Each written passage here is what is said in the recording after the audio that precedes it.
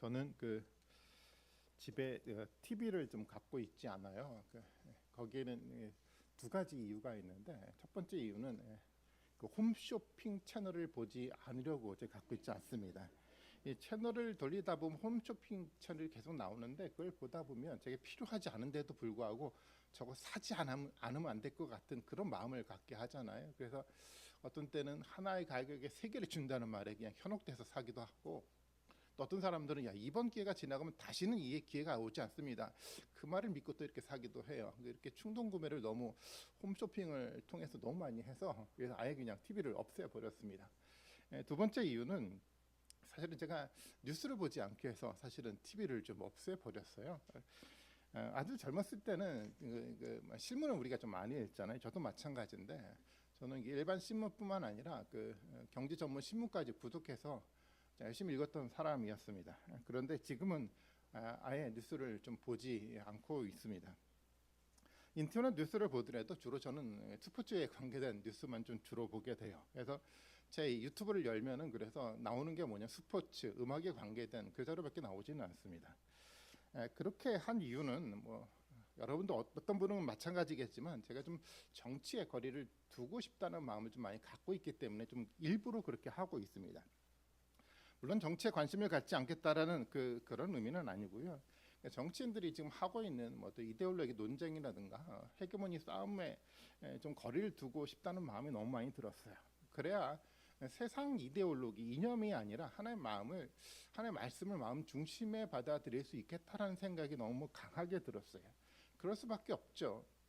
우리 마음에 하나님의 말씀이 아니라 세상의 이념, 이데올로기가 들어왔을 때 과연 그 사람을 어떻게 보는지 요한계시록을 통해서 하나님은 너무도 선명하게 이야기를 하고 있기 때문에 저는 그렇게 할 수 없다라고 생각을 가지고 좀 거리를 좀 두고 있습니다. 그러다 지난주 좀 갑자기 좀 터졌던 어처구니 없는 그 사건 때문에 사실은 다시 뉴스를 좀 보게 됐어요. 사실은 저는 잘 모릅니다. 저는 어떤 사람이 잘했고 어떤 사람이 잘못했는지 판단할 수 없어요. 잘 모르니까요. 그래도 이 한국이라는 나라가 그래도 성숙한 민주주의 시스템 속에 있기 때문에 법에 근거한 어떤 바른 판단이 당연히 이루어질 거라고 저는 믿고 있습니다. 그럼에도 이 어처구니 없는 그 일로 저는 마치 제가 1970년도 혹은 1980년대를 돌아가서 살아가는 듯한 느낌이 좀 들었어요. 2024년 대한민국이 아니라 미얀마와 같은 그런 나라에 살고 있다는 느낌까지도 좀 들었습니다. 이 일이 벌어진 근본적 이유는 전 잘 모르겠습니다. 하지만 이 일로 사실은 사회는 혼돈에 빠졌고 사람들은 불안해하기 시작을 했죠.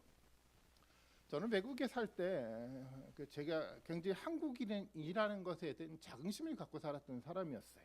사실 자긍심을 가질만 합니다. 전쟁을 딛고 경제 성장과 정치 성장을 이룬 나라, 금융 위기 속에서도 한마음으로 이 위기를 극복한 나라는 한국밖에 없습니다. 충분히 자긍심을 가질만 하지 않습니까? 또 지금의 한국은 뭐 영화, 드라마, 음악과 같은 문화 콘텐츠를 이제 세계 사람들의 마음속으로 이미 들어가게 만들어갔어요. 뿐만 아니라 노벨 문학상까지 받게 되면서 한국은 이제 문화 선진국으로 진입해 나가고 있는 상황이었다라는 겁니다. 오늘 새벽에 잠이 오지 않아 동영상 채널을 하나 보는데 노벨상을 받고 있는 한국 작가였던 그 영상이 좀 나오더라고요.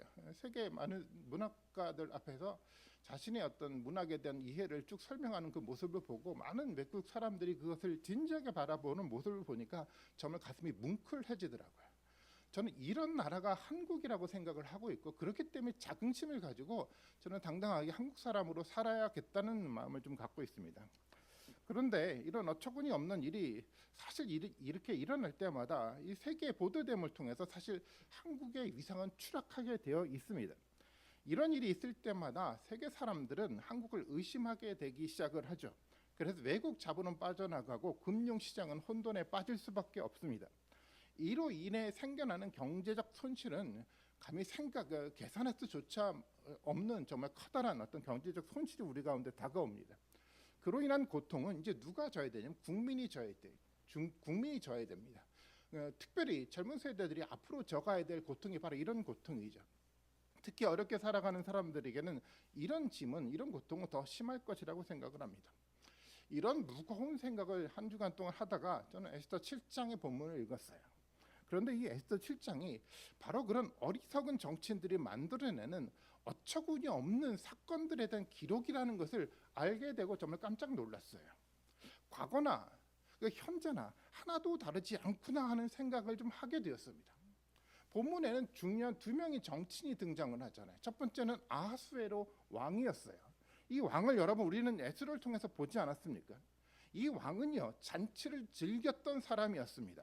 에스더는 계속 잔치에 대한 이야기로 정말 이야기 주제를 이끌어가고 있는데요. 이 잔치는 뭐 우리가 하는 것처럼 뭐 떡을 만들어 사람들과 나누며 하는 그런 온화한 잔치를 말하는 것이 아니라 그냥 술로 이루어진 술 파티 잔치였습니다. 그리고 이 술 파티에서 자신의 능력과 자신을 과시하는 어떤 그런 모습을 갖게 만드는 그 잔치가 바로 이 술 잔치였다라는 겁니다. 아하수에로 왕은 자기가 왕이 된 지 3년째 되는 해 모든 사람들을 불러 모아놓고 모든 정치자들을 불러 모아놓고 자신의 권력을 자랑하기에 무려 180일 동안 이 술잔치를 벌였던 사람이었습니다. 6개월 정도에 되는 시간이잖아요. 그리고 이 180일 동안 술에 취해 충동적인 정치적 결정을 하기도 하죠. 그중 하나가 왕후였던 와스디를 폐위하는 거였어요. 왕은 와스디에게 자신의 어떤 요청을 했는데 와스디가 받아들이지 않은 것 때문에 충동적으로 화가 나서 그러니까 와스디를 폐위를 시켜버립니다. 그리고 나중에 시간이 지나가자 화가 좀 가라앉자 좀 이성을 찾은 다음에 들여다보니까 그 자신이 했던 그 행동들이 너무 후회스러운 행동이라고 생각을 하기도 했어요. 그런데 또 그때 마침 젊은 사람들이 이런 제안을 하죠. 이제 폐위가 됐으니 이 전국 망박국국에서 정말 아름답고 젊은 처녀들을 다시 찾아서 다시 한번 왕후를 세우는 것이 어떻겠냐라는 이 제안에 또 그 왕은 자신의 후회를 다 접어버리고 그 제안을 받아들이게 됩니다. 이 왕의 모습이 여러분은 어떻게 보입니까? 이 일련의 에스더가 그리고 있는 이 왕의 모습을 우리는 하나씩 들어가면서 우리는 이렇게 들여다볼 수밖에 없어요. 정말 술을 마시며 자신의 권력을 자랑하는 사람이요, 변덕스럽고 충동적인 사람이요, 그래서 정말 어처구니 없는 일들을 만들어가는 그런 사람으로 여러분 눈에 보이지 않습니까? 바로 그것이 에스더서가 그리는 아하수에로 왕의 모습이었어요. 두 번째 정치인 하만은 어떤 사람이었습니까? 하만은 정말로 강한 정치적 욕망을 가진 사람이었죠. 그 욕망 때문에 이거 페르시아 최고의 자리에 오르기도 했습니다. 그럼에도 그의 정치적 욕망은 꺾이지 않았어요. 더 높은 곳으로 올라가고자 하는 그 욕망이 이 하만 가운데 마음 가운데 있었다라는 겁니다. 그래서 왕이 한 번은 특별한 사람이 있는데 정말 이 사람에게 어떤 대우를 해줘야 되는데 어떻게 해주면 좋겠냐라고 하만에게 물었죠. 근데 하만은 어떻게 생각했습니까? 그 특별한 사람은 나밖에 없다는 생각에 나에게 이 특별한 대우가 있을 거라는 생각에 왕에게 이렇게 이야기를 합니다. 왕의 옷을 입히고 머리에 관을 씌운 왕의 말을 내어주어서 그것을 타게 해서 세상 사람과 하는데 들어내게 해주는 것이 좋겠다라고 이야기를 했어요. 이 하만의 마음은 이거였어요. 자신이 왕의 옷을 입고 머리에 관을 꾸민 왕의 말을 타며 많은 사람들 앞에서 이제 왕의 행세를 하고 싶었던 거였어요. 이것이 하만의 마음속에 존재하고 있었던 정치적 욕망이었습니다. 그리고 또 이 하만은요, 자신에게 절하지 않았던 모르드게에게 분노하지 않았습니까? 좀 덕을 갖춘 정치인이라고 한다면 사실 쉽게 넘어갈 문제인데도 불구하고 이 하만은 참지 못했어요. 분노했습니다. 자존심이 너무 상해서 이 분노가 하늘을 찌를 듯했습니다. 그래서 그런 모르드게를 그냥 이 하만은 적으로 간주를 했어요. 하만은 자신의 마음에 들지 않으면 모두를 적으로 만드는 바로 그런 정치꾼이었죠. 그래서 하만은 모르드게뿐만 아니라 그냥 유다 민족 전체를 적으로 만들어 진멸하려고 하는 계획을 세워 나갔습니다. 유다 사람들끼리 자기 민족끼리만 모여서 이 왕의 법들을 지키지 않는다는 명분을 가지고 유다 사람들에게 죄를 씌워서 유다 사람들을 진멸하려고 했어요. 실제적으로 유다 사람들이 그런 죄를 짓지 않았어요. 단지 이 정치꾼이 그들에게 어떤 명분을 가지고 그냥 죄를 뒤집어 씌워서 그들을 죽일 명분만 만들어 갔다라는 겁니다. 그리고 이 하만은요 왕에게 1만 달란트를 바치면서 이 일을 하겠다라고 왕에게 제안을 했고요. 왕은 그 제안들을 받아들여 정말 이 하만의 계획을 실행하게 만들어 갔다라는 거죠. 정말 무서운 정치인 아닙니까? 사실 이해가 되지 않는 것은 이 페르시아는 바벨론과는 좀 다른 나라였어요.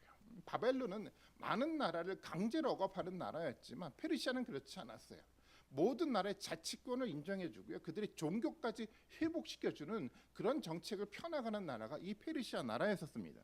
그런데도 불구하고 하만은 그런 정책 노선을 따라가지 않고 자신의 자존심 문제 때문에 하나의 민족을 진멸하려 했던 사람이라는 겁니다. 어떻게 사람의 생명을 이렇게 쉽게 생각하고 그들을 진멸하려고 하는 이런 정치적 판단을 할 수 있겠습니까? 하만에게는 유다 민족 모두의 생명보다 자신의 정치적 자존심이 더 중요했던 사람이었습니다. 이것이 하만과 같은 정치인들이 가지고 있는 세계관인 것 같아요. 그들은요 사람이 죽거나 고통당하는 것에 어떤 동정도 갖지 않아요. 그저 자신의 정치 목적만 이루면 모든 것은 다 정당하다라고 그들은 생각을 하죠. 저는 정말 이해가 되지 않지만 그들은 그렇게 만들어진 세상 속에 살아가고 있는 것 같아요. 그리고 어리석은 판단을 하고 정말 어처구니 없는 일을 예상치 않게 하는 일들을 벌여가게 됩니다. 그런데 사실 이런 하만과 아하수에로 왕의 이야기를 듣다 보면 이런 이야기가 우리에게 굉장히 낯설지 않아요. 왜냐하면 과거 현재 한국 사회에서도 이런 일들이 벌어지고 있기 때문에 그렇다라는 겁니다. 그런데요, 이 두 명의 정치인 속에 또 다른 한 인물이 있죠. 가장 중요한 인물이요. 누가 있습니까? 에스더가 살아 있었습니다. 이 어리석은 정치인들 속에 바로 한 여인 에스더가 존재하고 있어요. 정말 작은 여인이었습니다. 이 작은 여인은요, 이 거대한 정치인들 속에서 아무런 일도 할 수 없는 연약한 여인처럼 보이게 되었습니다. 그런데도 불구하고요, 실제 역사는 하만과 왕에 의해서 이루어져가지 않고 정말 연약해 보이는 이 여린 그 에스더에 의해서 역사가 만들어져 가더라는 겁니다. 여러분 이게 이 점이 이해가 되십니까? 표면적으로 보면 정치의 욕망을 가졌던 두 명의 왕을 통해서 거대한 역사가 만들어져 갈 것 같지만 그렇지 않았어요. 바로 이 젊고 여렸던 이 에스더 때문에 하나님의 역사를 만들어 갔다라는 거예요. 어리석은 통치자들 속에서 그들이 만들어낸 혼란스러운 상황에서 이 에스더는 정말 침착하고 정말 지혜롭게 대처하는 믿음의 사람이었습니다. 사실 이런 지혜로운 사람이 있기 때문에 역사는 발전해 가는 겁니다. 아무리 어리석은 사람들이 통치자로 있어도 이런 지혜로운 사람이 바른 정신을 가지고 살아가는 한 역사는 후퇴하지 않고 전진해 나갈 수밖에 없어요. 에스더는 그런 사람으로 이 본문 가운데 존재하게 되었습니다. 아무에게도 보이지 않았을지 모르겠지만 정말 믿음의 사람으로 바른 마음을 가지고 살아갔던 그 에스더 때문에 역사는 후퇴하지 않았어요. 에스더는요 왕과 하만을 두 번이나 초청을 했잖아요. 첫 번째 초청했던 잔치에서 왕은 기분이 너무 좋았어요. 에스더에게 이런 얘기를 하지 않습니까? 나라의 절반이라도 내가 당신에게 주겠다라는 제안을 해요. 그런데 이 두 번째 잔치에서도 마찬가지였습니다. 왕은 다시 에스더에게 원하는 것은 모든 것을 줄 테니 왕의 나라의 절반이라도 주겠다라고 다시 한번 그 에스더에게 이야기를 하죠. 물론 똑같은 이야기입니다. 그런데 우리는 이 똑같은 이야기를 읽어가면서 똑같은 이야기구나라고 생각했을지 모르겠지만 에스더는 다르게 느꼈어요. 두 번째 왕의 이야기를 듣고 왕의 마음이 첫 번째 했던 얘기 때보다 왕이 에스더 마음으로 더 가까이 다가왔구나라는 에스더의 판단이 있었다라는 겁니다. 그래서요 에스더는 생각을 해서 이제 왕이 내 말에 귀를 기울이겠구나라는 생각과 판단을 하고 왕에게 이야기를 했다라는 겁니다.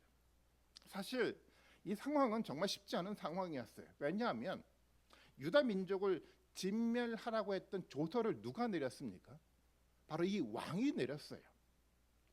그렇기 때문에 정말 에스더 요구가 이미 술을 많이 마신 상태에 있었던 왕에게 자칫하면 유다 민족을 죽이게 된 원인이 왕에게 있다는 것으로 들리게 될 수도 있었다는 거예요.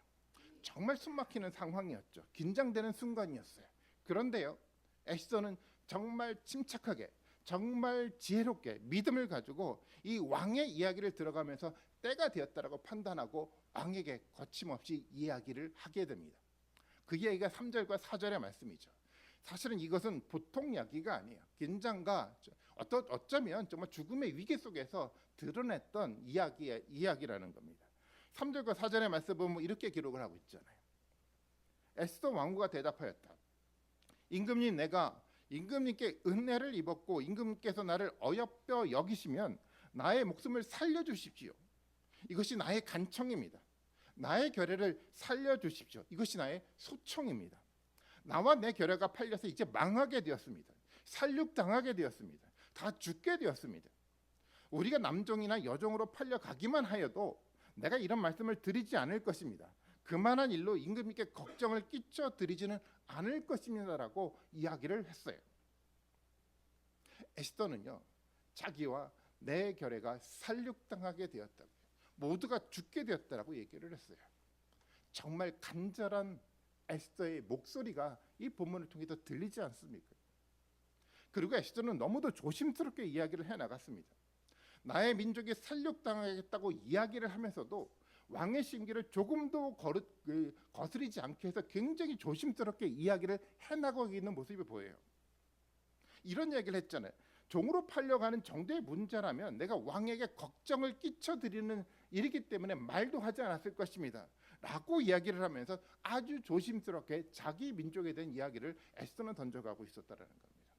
얼마나 침착하고 이 어려운 상황 속에서 얼마나 지혜롭게 에스더가 대처해 나가고 있습니까?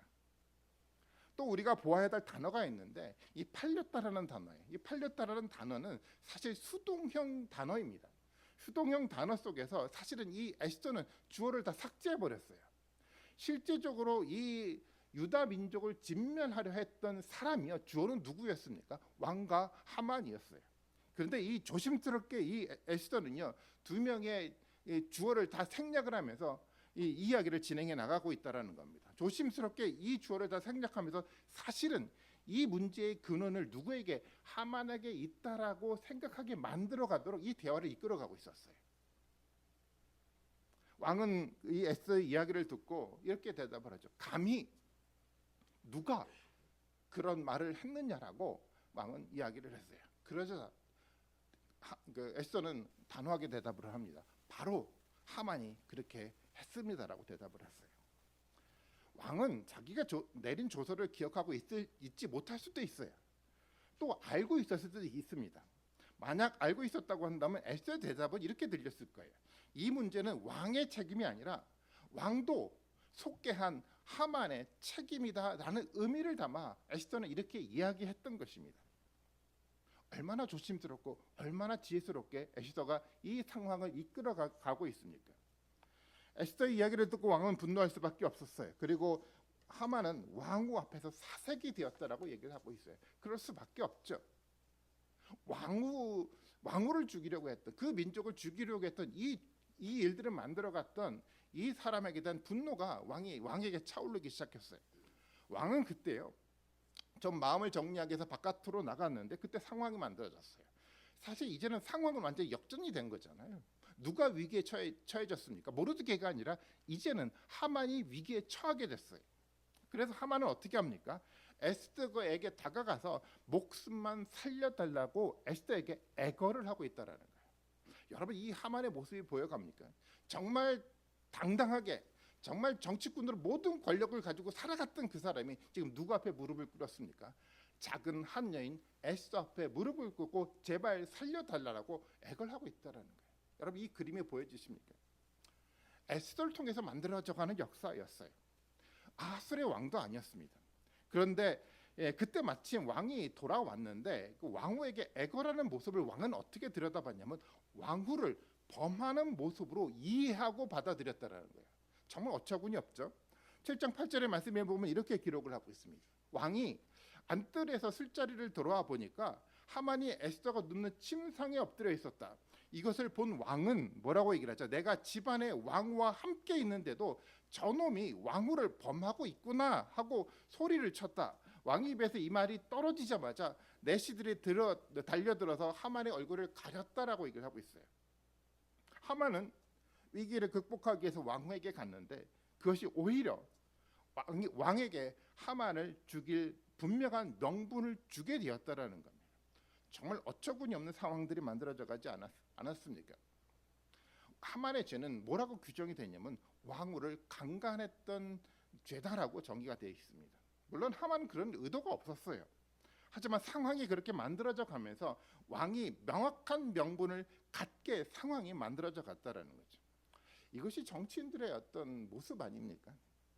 정치적 욕망으로 살았던 사람이 이 똑같은 정치적 욕망을 가진 사람에 의해 죽게 되는 상황이 정치 역사에 끊임없이 반복되고 있잖아요. 이제는 대세가 기울었어요. 이제 하만은 죽게 됐고요. 모든 권력이 누구를 향하기 시작을 했습니까? 에스더와 모르드게에게 향하기 시작을 했어요. 원래 권력이라는 게 그렇습니다. 먼저 내시들이 발빠르게 움직이기 시작했습니다. 내시들이 이제는 왕후와 에스더에게 사실은 줄을 선 것입니다. 정치가 바로 그런 겁니다. 그래서 권력으로 세워진 사람은요, 그 권력을 잃을 때 바로 모든 사람들 앞에 버림을 받게 돼 있어요. 이게 권력의 허무함입니다. 내시였던 하르보나는 바로 왕에게 이야기를 하죠. 하만이 왕을 죽이려 했던 사람들을 고발했던 바로 이 모르드게를 죽이기 위해 만든 장대가 바로 저기에 있다라고 내시가 이야기를 했습니다. 그것을 듣고 왕은 바로 명령을 하죠.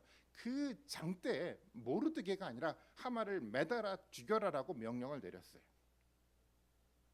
그래서 하만은 장대에 매달려 죽게 되었습니다.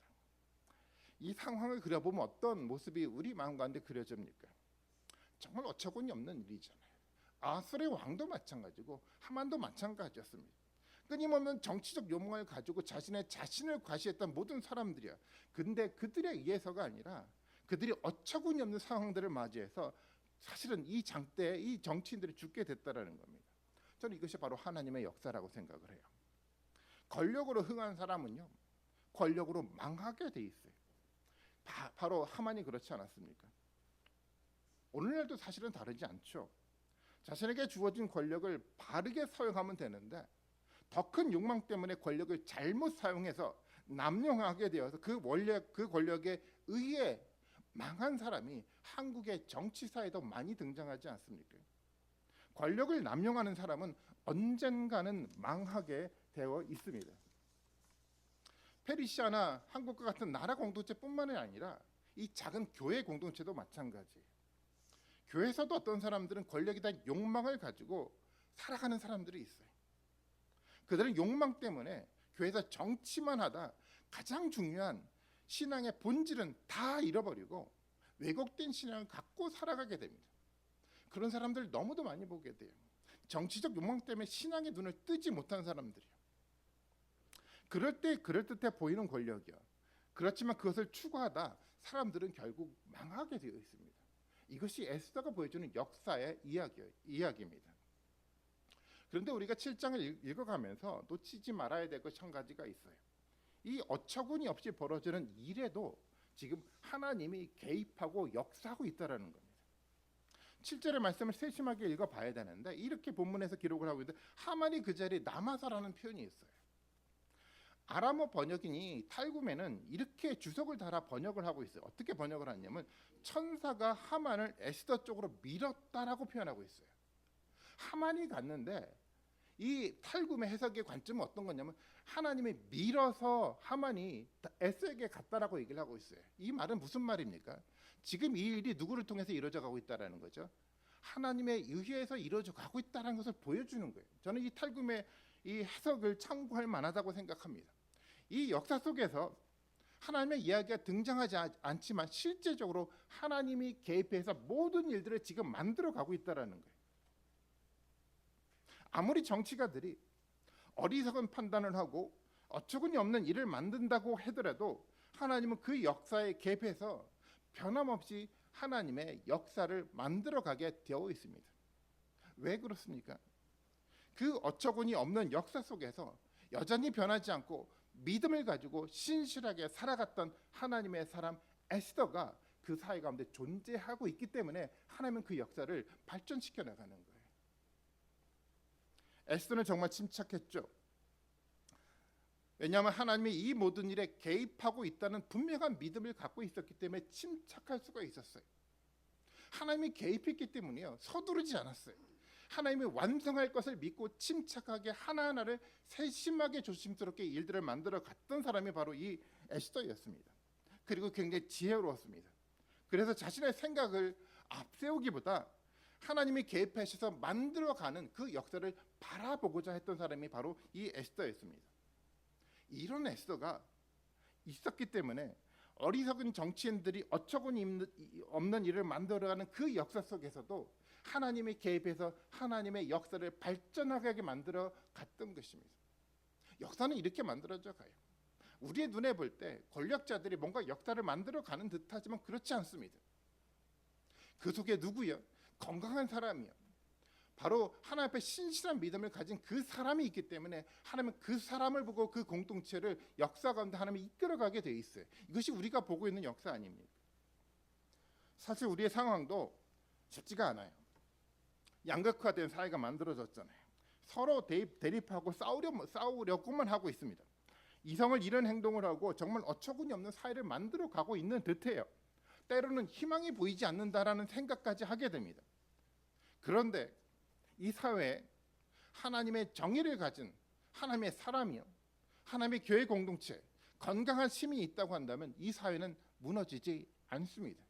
왜냐하면 하나님이 개입하시거든요. 그렇기 때문에 저는 우리가 어처구니 없는 이 사회를 보면서 실망하기보다 냉정하게 이 사회를 바라보면서 건강한 시민으로 또 건강한 공동체로 우리가 중심에 서 있기만 하면 된다라는 겁니다. 그래야 하나님이 개입하실 수 있거든요. 이 역사는요, 앞서 말씀을 드렸던 것처럼 에스더가 꾸준히 말씀을 드리고 있는 것처럼 이 두 명의 강력한 힘을 가졌던 이 왕과 하만에 의해서 움직여가지 않았어요. 누구에 의해서 움직였습니까? 아무도 예상치 못한 역사를 만들어가면서 에스더는 명확하게 얘기하고자 하는 겁니다. 하나님이 개입해서 역사를 만들어가고 있다는 겁니다. 누구 때문에? 그 속에 누가 있기 때문에요? 믿음을 가졌던 에스더와 모르드게가 있기 때문이었다는 겁니다. 오늘날도 동일해요. 세상의 역사가 불안해 보입니까? 때때로는 세상의 역사 가운데 희망이 보입니까? 근데 가장 중요한 것은요, 이곳 가운데 하나님의 사람들이 존재해야 되는 겁니다. 건강한 생각을 가진 하나님의 사람들이 이 땅 가운데 존재할 때 하나님 이 땅 가운데 진정한 희망을 보여주는 그런 역사가 이 땅 가운데 실현될 수가 있다라는 거죠. 그래서 우리는 최선을 다해서 건강한 교회로 세워져야 합니다.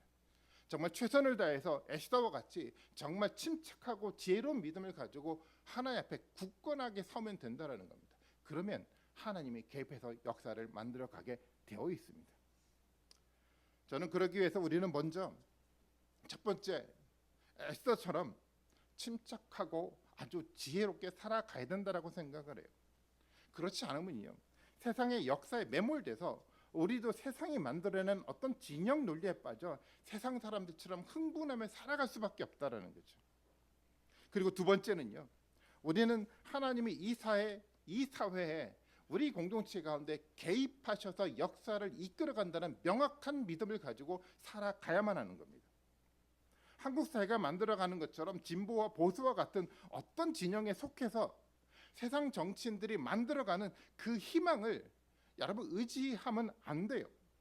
그런 희망은요, 그 정치인들과 함께 언젠가는 다 사라지게 되어 있습니다. 우리가 가져야 될 희망은요, 바로 하나님께로부터 오는 희망입니다. 하나님께서 개입하셔서 하나님이 만들어가서 그 속에 생겨났던 참된 그 희망을 의지하고 살아갈 때 우리 마음속에 참된 희망이 생겨날 수가 있다라는 거예요. 어떻게 그런 희망을 우리가 찾을 수 있습니까? 간단해요. 오늘 에스더가 만들어가는 역사를 아주 냉정하게 믿음의 눈으로 한번 바라보십시오. 그리고 에스더 시대에 있었던 하나님이, 그 하나님이 오늘날 우리 상황에서도 똑같은 역사를 이루어가고 있다는 것을 말씀 가운데 우리 삶 속에서 한번 확인해 보십시오. 그것이 확인이 된다면 우리는 말씀에 대한 신뢰를 갖게 되고요, 말씀에 대한 신뢰가 생겨나면 하나님에 대한 희망이 우리 마음 가운데 새겨지게 돼 있어요. 이 희망을 찾아야 되는 겁니다. 어떤 사람에 의해서 만들어져 가는 희망이 아니고요, 저와 여러분들 같은 사람을 통해서 만들어져 가는 희망이 아니고요, 이곳 가운데 개입하셔서 말씀 가운데 똑같이 과거와 똑같이 하나님은 동일한 마음으로 역사를 이루어가고 있는 그 하나님의 말씀만 그 하나님을 발견한다고 한다면 사라지지 않는 영원한 희망이 우리 가운데 생겨날 겁니다. 그리고 우리는요, 세 번째로 건강한 공동체로, 행복한 공동체로, 이 사회 가운데 건강한 역할을 할 수 있는 공동체로 세워져야 돼요. 그래야 하나님이 이 공동체를 보고 이 사회에 개입하게 되는 겁니다. 사실 한국 사회가 그렇지 않았습니까? 한국에 복음이 들어올 때 조선 사회는 기울어져 가고 있었어요. 그때 교회가 세워졌습니다. 그 교회가 사회에 건강한 영향을 미치기 시작했어요. 한국 사회가 발전해 나갈 때 누가 그 가운데 있었냐면 건강한 하나님의 공동체가 존재하고 있었다라는 겁니다.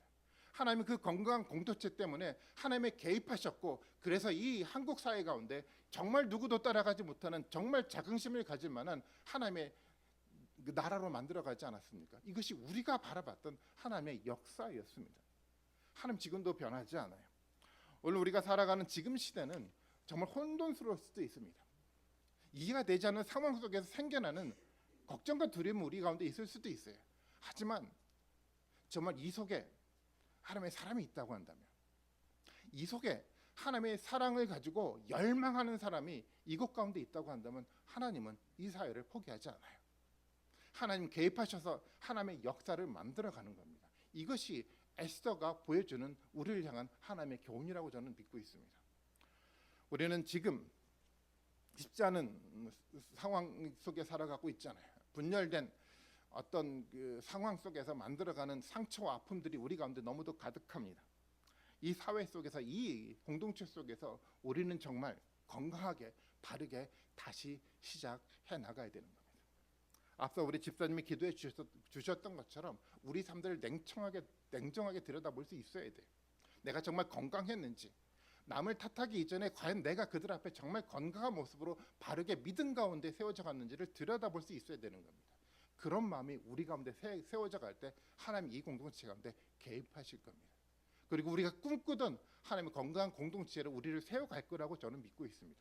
우리 속에 생겨나는 희망이 아니라 하나님이 만들어주는 그 희망 속에 참된 하나님의 길이 우리 가운데 보일 수 있다는 겁니다. 저는 시온서교회 공동체가 그런 희망을 찾았으면 좋겠습니다.